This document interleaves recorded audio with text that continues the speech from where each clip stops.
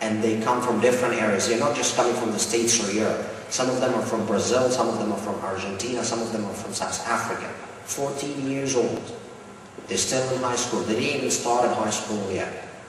And because they are interested, because they have looked at information, they have thought through what they want to do, they are able to contribute to nanotechnology worldwide. And they have received so many grants in this. So, for you, you don't have to say, oh, you know what, I'm still too young, I'm still an undergraduate, maybe in 4 years, maybe in 5 years when I graduate, or maybe next year when I graduate. No, you have to start looking at this from now. For your own knowledge, there is not a single scientific project or a research project worldwide that is funded unless it carries the word nanotechnology in it nowadays. Just for your information. So anything to do with nanotechnology, you're much easier to actually get funding than anything else. Nanotechnology is the equalizer technology, and a coordinated action is required, whether it is a national or regional nanotechnology. And before I finish, I just want to draw your attention to one thing.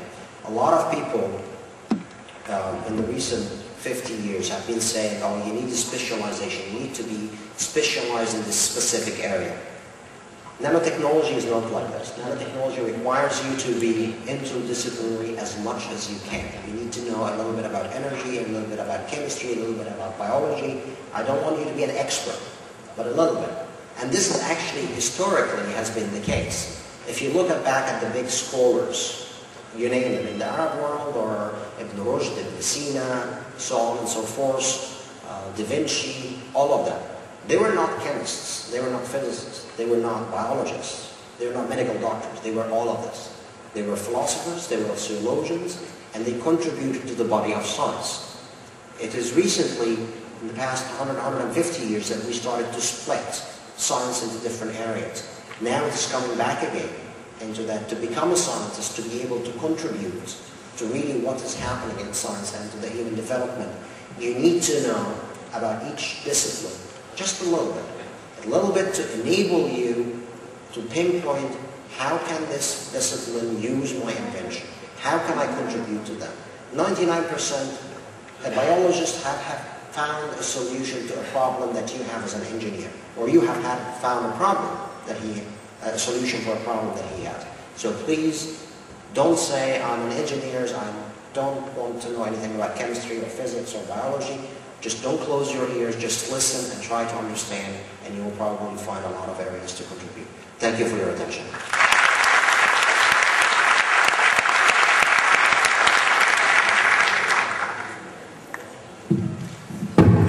شكرا على البرزنتيشن الرائعة دي.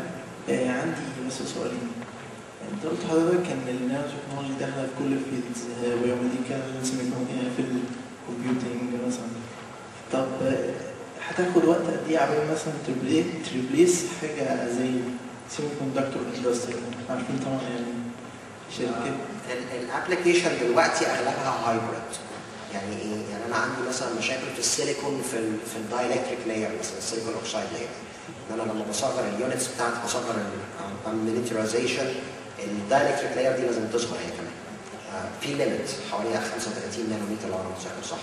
بعديه النمبر اوف ديفكتس اللي في اللاير دي هتبقى صعبه كتيره جدا لدرجه انها تمنع انها تبقى ايكونوميكال. الحل ان في اورجانيك ماتيريال او different nano materials that perform better than silicon oxide at a fraction of the distance، حوالي 10 12 نانومتر.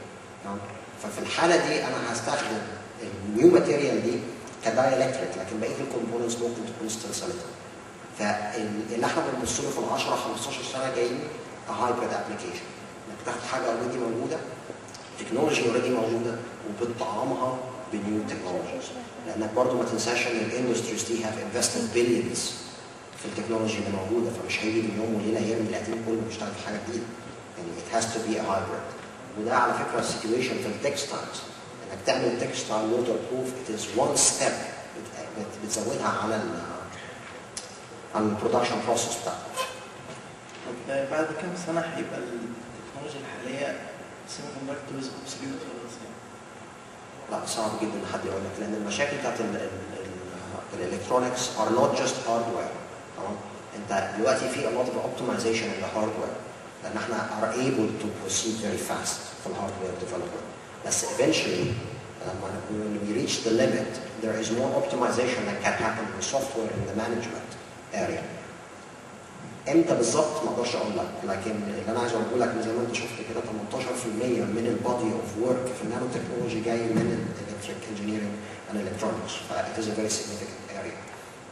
الباتريز النهارده اللي احنا ماسكينها في الموبايل فونز دي كلها very slim and flexible screens اللي على فكره في حاجات هتطلع في خلال 3-4 سنين اوريدي نوكيا شغاله على حاجات بهذا المنظر يعني. ف it's very difficult ان انا اقول لك بالظبط امتى، بس يعني هنتكلم في رينج 15 ل 20 سنه unless a significant breakthrough happens. Thank you for this wonderful presentation, but I have 2 questions. Sure. First one, you told us the importance of nanotechnology and as a developing country, from where we can start. The second question, in our university, we don't study mainly anything about nanotechnology. From where can we study this technology if I want to be nanotechnology my career? Thank you. Where to start? First, you have to identify where do you want to work. So, are you an electric engineer? Are you an electronic engineer? Are you a mechanical engineer? Which area you specifically are looking at? And from that, you can start to look at the physical properties that you have, normally in classical physics or quantum physics, and you look at it when it goes into the nanotechnology. What are the new areas? What are the new materials? How can we work on this? In terms of a developing country, well, the best thing at the moment, there is not an undergraduate program in nanotechnology. There's actually only one worldwide undergraduate program, and that is in University of Toronto in Canada. That's only one program worldwide. There's no other country that has an undergraduate program. And the reason is, and in the nanotechnology, you really need to know a lot of the fundamentals before you start moving into nanotechnology area. So to study the fundamentals in your undergraduate is fine, but the moment you reach your final year, you should start focusing on applications and where to look at. So to get information, there's a lot of free available online web scientific journals talking about this. There's a number of books. And the area to look at for electric engineering would be the IEEE, which has a lot of publications in nanotechnology in itself. As a developing country, you just have to focus really on 1 or 2 areas and say, these are the areas that I need to work on because they have the most impact on our society.